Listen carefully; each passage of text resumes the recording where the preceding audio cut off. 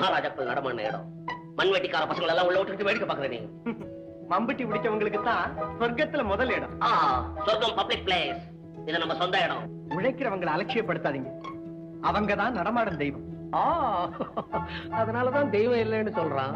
நீ இந்த மாதிரி பசங்களை எல்லாம் தெய்வ லிஸ்ட்ல சேர்த்தா எவன் ஒத்துக்குவான்? ஆனந்தா, ஏழைங்களை நெருங்காதே. ஏழை தர்தரம் தொட்டா ஒட்டிக்கிற வியாதி. அந்த வியாதிக்கு நாம தானே காரணம்.